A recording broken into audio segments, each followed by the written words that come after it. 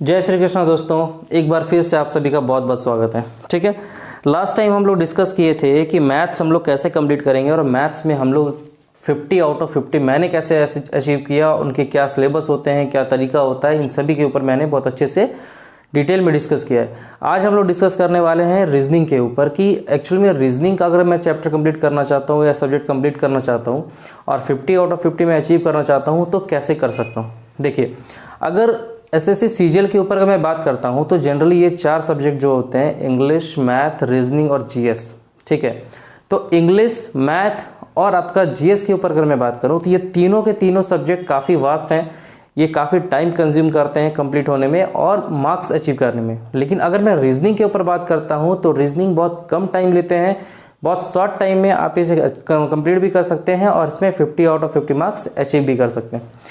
तो आइए थोड़ा सा आज हम लोग रीजनिंग के ऊपर डिस्कस कर लेते हैं कि कैसे हम लोग रीजनिंग में 50 आउट ऑफ 50 मार्क्स लेके आ सकते हैं। देखो, रीजनिंग में क्या है ना, अगर आप रीजनिंग को अच्छे से समझ लिए, इसके जड़ को अगर आप सही से समझ लीजिए कि रीजनिंग में एक्चुअली पूछा क्या जा रहा है, इनके वेटेज क्या होते हैं, तो आप बहुत इजी तरीके से 50 आउट ऑफ 50 रीजनिंग में लेके आ जाएंगे। तो सबसे पहले तो मैं एक बात बता रहा हूँ कि किसी भी सब्जेक्ट को अगर आप प्रिपेयर करना चाहते हो तो सबसे पहले आप सिलेबस के थ्रू उसके लिए अवेयर हो जाओ कि उनका सिलेबस क्या होता है। ठीक है, तो हम लोग ये देख लेते हैं कि कैसे हम लोग रीजनिंग में कंप्लीट कर सकते हैं। तो सबसे पहले आप ये जान के रखिए कि इसका सिलेबस क्या होता है। तो सबसे पहले हम लोग सिलेबस के ऊपर डिस्कस कर लेते हैं कि किसी भी सब्जेक्ट को अगर आप प्रिपेयर करना चाहते हैं तो सबसे पहले आपको ये आइडिया होना चाहिए कि उस सब्जेक्ट का पार्टिकुलर सिलेबस क्या है। देखो, जब से टीसीएस पैटर्न आई है और इनका जो पैटर्न है क्वेश्चन पूछने का वो थोड़ा डिफरेंट है पहले से, तो इनके कुछ ट्रेंडिंग सब्जेक्ट हैं जिसके ऊपर टीसीएस कंटिन्यूसली क्वेश्चन पूछ रही है। ठीक है, ट्रेंडिंग पैटर्न पे ये ट्रेंडिंग आपका मैं बोल सकता हूँ कि चैप्टर्स कौन कौन से हैं जिसपे कंटिन्यू क्वेश्चन अभी के टाइम पे पूछे जा रहे हैं। और अगर मैं इसकी बात करूं तो ये वैसे चैप्टर हैं जो once in a blue moon आते हैं, once in a blue moon.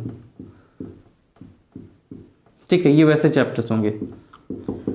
तो देखो, अगर मैं एक बात बताऊं कि रीजनिंग में अगर 50 आउट ऑफ 50 लेके आना है ना, तो टीसीएस का 4 से 5 ऐसा चैप्टर है जो बहुत पसंदीदा है, जिसपे नहीं भी तो वो कम से कम आप समझ लो कि 15 क्वेश्चन वो लोग उसी पे पूछ देते हैं।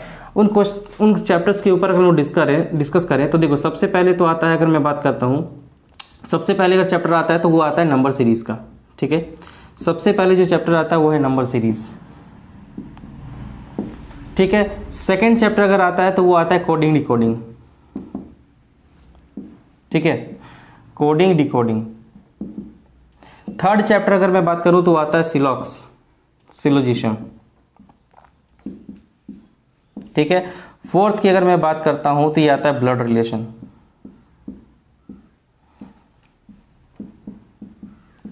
ठीक है, फिफ्थ की अगर मैं बात करता हूं तो ये आता है मैथमेटिकल ऑपरेशन।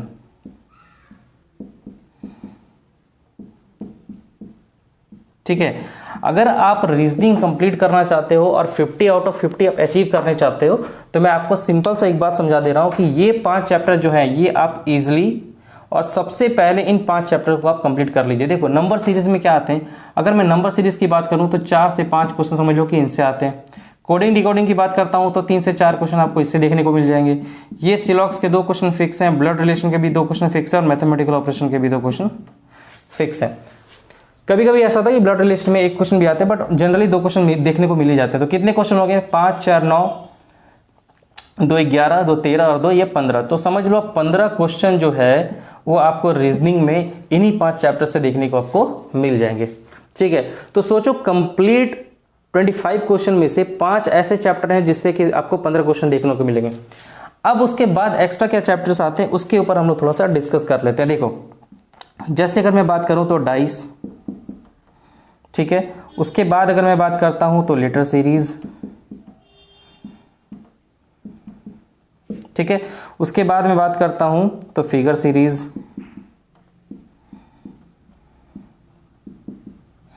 उसके बाद अगर हम लोग बात करें dice, letter series, figure series, English dictionary.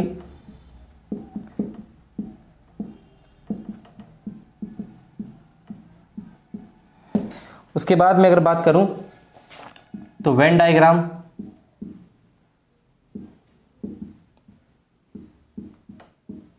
ठीक है, उसके बाद अगर हम लोग बात कर लेते हैं तो paper cutting and folding.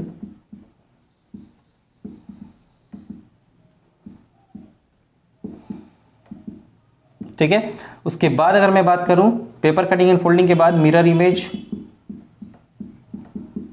Image and water image, ठीक है। इन दोनों में से एक ही क्वेश्चन पूछा जाता है, या तो इससे पूछ देंगे या तो फिर इससे पूछ देंगे, ठीक है। उसके बाद एक चैप्टर आता है फिगर एम्बेडेड,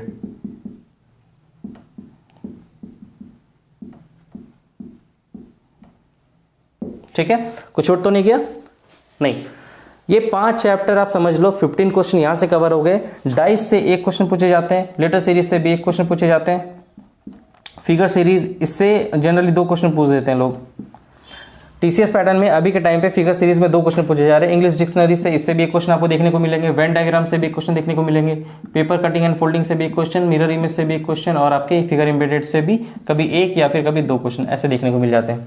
तो आप ये देखो 15 क्वेश्चन यहाँ पे हो गए। यहाँ से काउंट करो 1 2 4 5 6 7 8 9 या फिर 10, मतलब 15 क्वेश्चन यहां से हो गया और 10 क्वेश्चन आपके यहां से बन गए, ठीक है। और फिर ये दोनों मिलकर के आपके 25 क्वेश्चन कंप्लीट हो जाते हैं, ठीक है। तो अगर आपको रीजनिंग कंप्लीट करना है तो सबसे पहले आप इन सिलेबस को अपनी कॉपी में लिख लीजिए। उसके बाद स्टार्टिंग ऐसे करना है कि सबसे पहले इन 5 चैप्टर को आप अच्छे से कंप्लीट कर लेना है, ठीक है, जिससे कि 15 क्वेश्चन आपके यहीं पे कवर हो जाएंगे। सेकंड, आपको इन सभी चैप्टर्स को कंप्लीट करना है जिससे कि आपका 25 क्वेश्चन कंप्लीट हो जाएगा। देखो अगर मैं आपको बात करूँ ना, ये चैप्टर्स जितने हैं 6 7 8 9 10 11 12 और 13, ये वैसे चैप्टर्स हैं जो आप, मैं अगर बताऊं तो यूट्यूब पे आप किन्हीं के भी लेक्चर देख सकते हो। जैसे अगर आप सर्च करोगे कि मुझे डाइस पढ़ना है, तो आप डाइस अगर सर्च करते हो तो उसमें क्या आपका आएगा कि मान लो जो भी बहुत सारे टीचर्स में पढ़ा रखे हैं, तो जिस भी टीचर का आपको मान के चलो ट्यूनिंग अच्छा लगता है, उनका आप लेक्चर देखो, नोट्स बनाओ।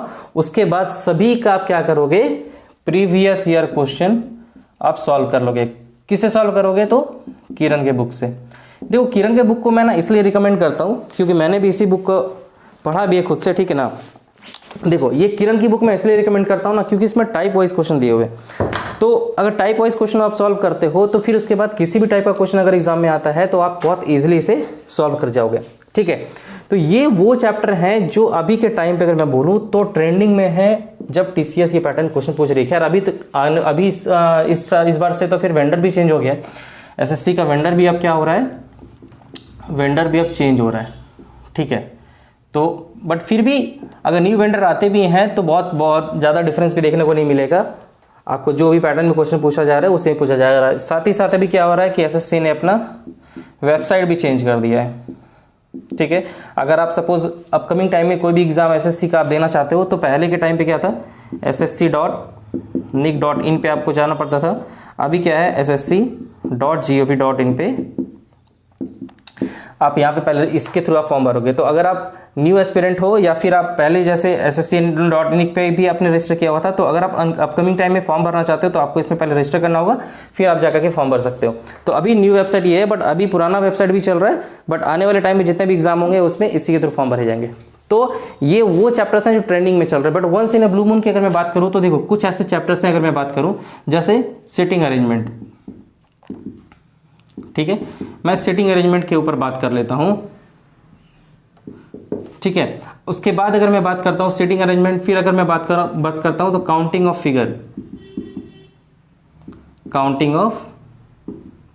फिगर, उसके बाद अगर मैं बात करता हूं, बताइए कौन सा है। एक तो सिटिंग अरेंजमेंट हो गया, काउंटिंग ऑफ फिगर हो गया, उसके बाद कैलेंडर,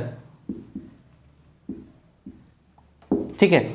ये 3 चैप्टर ऐसे हैं जो once in a blue moon आते हैं, मतलब कभी कभी आपको पेपर में देखने को मिल जाएंगे, बट मैक्सिमम मैं बता रहा हूं इतना ही आपका जो ट्रेंडिंग पैटर्न है, अगर आप ये कंप्लीट कर लेते हैं तो डेफिनेटली कंप्लीट करने के बाद प्रीवियस क्वेश्चन सॉल्व कर लेते हैं तो आपके 25 क्वेश्चन सॉल्व हो जाएगा।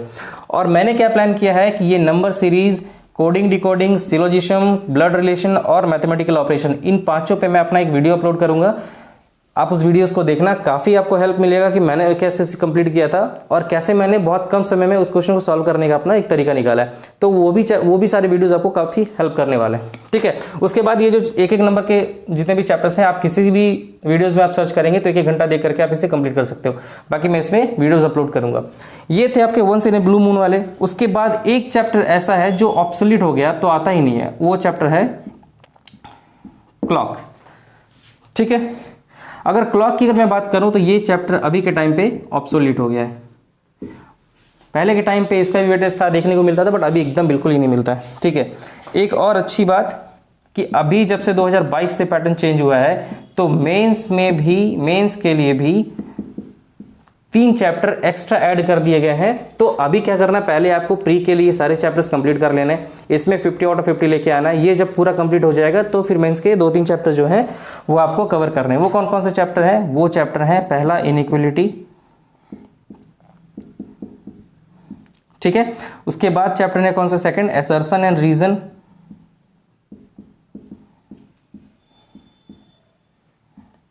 ठीक है। और थर्ड है आपका कौन सा बताइए? रैंकिंग, ठीक है। तो ये पूरा का पूरा सिलेबस मैंने आप लोगों के साथ डिस्कस किया है, ठीक है, कि क्या रीजनिंग का सिलेबस है और क्या रीजनिंग में पूछा जाएगा, क्या क्या वेटेज रहता है। नंबर सीरीज और कोडिंग डिकोडिंग में ये क्वेश्चन इतना इसलिए इंक्रीज कर जाते हैं क्योंकि नंबर सीरीज में बहुत तरीके से क्वेश्चन पूछा जा सकता है। जैसे अगर नंबर सीरीज की मैं बात करता हूं तो इसमें एनालॉजी के थ्रू पूछते हैं क्वेश्चन, ऑड वन आउट के थ्रू पूछते हैं क्वेश्चन, फिर ब्रैकेट वाले क्वेश्चन आजकल पूछने लगे हैं, फिर नंबर सीरीज से क्वेश्चन पूछा जाता है। तो वैरायटी बहुत सारी होती है, इसीलिए इससे नंबर ऑफ क्वेश्चन भी इंक्रीज कर जाते हैं। कोडिंग डिकोडिंग का भी वैसा ही है, उसमें भी बहुत सारे तरीके से क्वेश्चन पूछा जाता है, इसीलिए इनके भी नंबर ऑफ क्वेश्चन इंक्रीज कर जाते हैं। ये जितने भी चैप्टर्स हैं इसको मैंने कैसे कंप्लीट किया और कैसे कम से कम समय में सब क्वेश्चन को सॉल्व कर सकते हैं, इन सभी क्वेश्चन के ऊपर मैं आने वाले लेक्चर में अच्छे से डिटेल में डिस्कस करूंगा, जिसको देख करके आप सभी को बहुत ज़्यादा हेल्प होने वाला है। ठीक है, तो आज रीजनिंग के ऊपर मैंने इस तरीके से डिस्कस किया है। आने वाले टाइम पे मैंने मैथ्स के ऊपर तो मैं वीडियो बनाऊंगा, बट ये जो रीजनिंग के जितने भी इंपॉर्टेंट चैप्टर्स मैंने डिस्कस किए हैं इसके ऊपर भी मैं बहुत अच्छे से वीडियो बनाने वाला हूँ। ठीक है, तो यहाँ रीजनिंग का आपका डिस्कशन कंप्लीट होता है। इसके बाद मैं वीडियो लेके आऊँगा कि मैं इंग्लिश के ऊपर कैसे मैंने 50 आउट ऑफ 50 लेके आया था। उसमें भी मेरे मार्क्स बहुत कम आते थे। इनफैक्ट रीजनिंग में भी जब स्टार्टिंग में मेरे सिलेबस कंप्लीट नहीं हुए थे तो उसमें भी मेरे मार्क्स ऑलमोस्ट 28, 30, 35 इस टाइप के आते थे। बट जब मैंने पूरा सिलेबस कंप्लीट कर लिया है तो आज के टाइम पे, और सबसे बड़ी बात है सिलेबस कंप्लीट करने के बाद कैसे क्वेश्चन को कम से कम समय में मैं कंप्लीट कर सकता हूँ, इन सब चीज़ों के ऊपर भी मैंने काफ़ी वर्क किया है। तो जब मैं इसके ऊपर कोर्स लेके आऊँगा या फिर जब मैं इसके ऊपर लेक्चर लेके आऊँगा तो फिर आपको वहाँ से बहुत सही तरीके से समझ में आएगा। ठीक है, तो आज रीजनिंग का यहाँ पे चीज़ें कंप्लीट हो जाता है। कैसा ये लगा ये वीडियो को अगर पसंद आता है तो लाइक कर लें और चैनल को सब्सक्राइब कर लें, क्योंकि आने वाले टाइम पे मैं मैथ्स में, रीजनिंग में अच्छे लेवल पे वीडियोस अपलोड करूँगा। और नेक्स्ट मैं अपलोड करूँगा इंग्लिश का मैंने कैसे कंप्लीट किया है, उसके बाद फिर मैं जीएस के ऊपर मैं डिस्कस कर लूँगा और फिर मैं लेक्चर्स अपलोड करना शुरू कर दूँगा। ठीक है, तो फिर मिलते हैं बहुत जल्द नेक्स्ट वीडियो में। तब तक अपनी तैयारी करते रहें। थैंक यू, जय हिंद।